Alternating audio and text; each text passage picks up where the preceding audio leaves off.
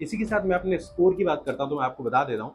अगर मेरी शिफ्ट की बात करी जाए तो मेरी शिफ्ट है, उस टू डू लिस्ट की कोई ज़रूरत नहीं है मुझे, कि अभी हमारे पास ऑलमोस्ट 8 डेज़ बचे हुए हैं, 38 ही रह जाता है, बस इसी के बीच में स्कोर चल रहा है अभी। क्या-क्या चीज़ें ऐसी हैं जिनको मैं छोड़ना चाहिए, क्योंकि उस टाइम पर मुझे एक मॉक टेस्ट देना है और उस मॉक टेस्ट को मुझे एनालिसिस करना है। रीज़निंग की बात करी जाए तो रीज़निंग में स्पीड नहीं आ रही है, बस केवल 2 से 3 क्वेश्चन्स आ रहे हैं, बाकी टोटल आपका अर्थमेटिक आ रहा है।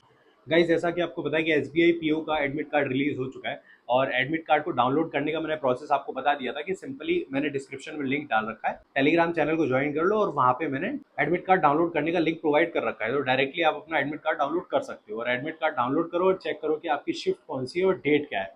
अगर मेरी शिफ्ट की बात करी जाए तो मेरी शिफ्ट है 1 अगस्त और 1 PM, और जो डेट है वो 1 अगस्त है, यानी कि 1v1 हो गया है मेरे साथ। तो अब इसी के साथ कुछ चीज़ों पे और बात कर लेते हैं, जैसे कि अभी हमारे पास ऑलमोस्ट 8 डेज़ बचे हुए हैं, क्योंकि आज हम 22 जुलाई पे बैठे हुए हैं।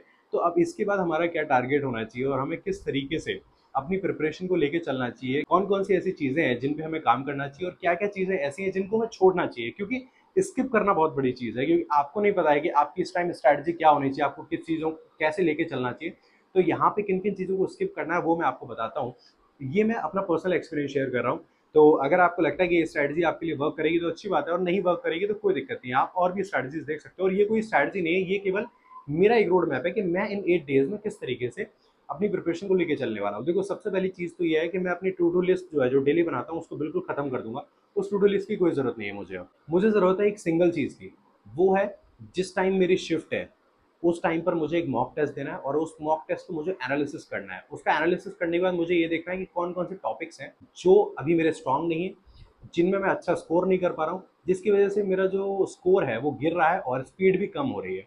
इसी के साथ मैं अपने स्कोर की बात करता हूँ, तो मैं आपको बता देता हूँ कि मेरा इस टाइम जो एसबीआई पीओ का मॉक है उसमें बहुत गंदा स्कोर आ रहा है। रीज़न ये है कि एक तो एसबीआई पीओ लेवल की तैयारी नहीं है, क्योंकि ऑलमोस्ट 3 मंथ्स का मैं गैप ले चुका हूँ आराम से, और वो भी कुछ अपने पर्सनल इश्यूज वजह से, तो उसके बारे में तो क्या ही डिस्कस करना।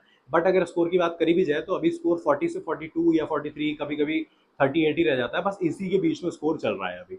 रीजन ये है इतना गंदा स्कोर क्यों है, क्योंकि क्वांट्स में बहुत बुरी स्थिति है। क्वांट्स में 2 डीआई सॉल्व हो जाती हैं, क्योंकि अगर स्मार्ट कीड़ा के मॉक टेस्ट की बात करी जाए तो उसमें ऑलमोस्ट मैं अभी 2 दिन से देख रहा हूँ 3 डीआई आ रही है बैक टू बैक, और रॉन्ग नंबर सीरीज या मिसिंग नंबर सीरीज की केवल 2 से 3 क्वेश्चन आ रहे हैं, बाकी टोटल आपका अर्थमेटिक आ रहा है।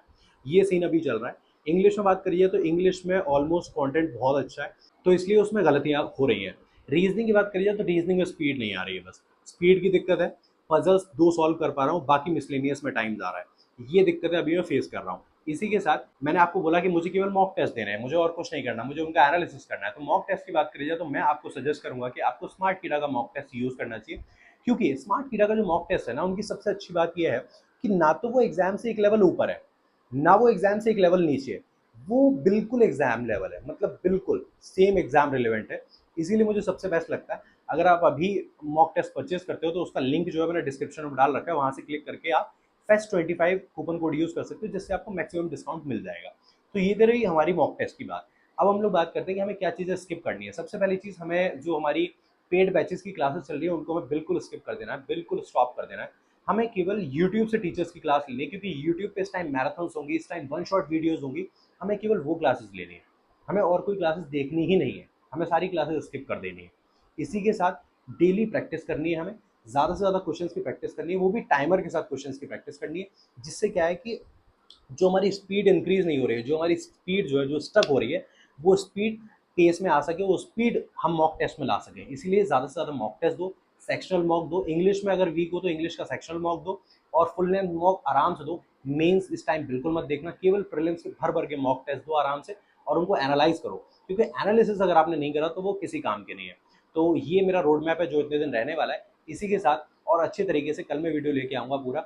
आप लोग एक छोटा सा काम करना, कमेंट सेक्शन में अपनी शिफ्ट और अपनी जो जिस दिन आपका एग्जाम है वो डे मेंशन कर देना। और इसी के साथ स्मार्ट कीड़ा के मॉक टेस्ट परचेज कर लेना, सबसे बेस्ट रहेंगे भाई।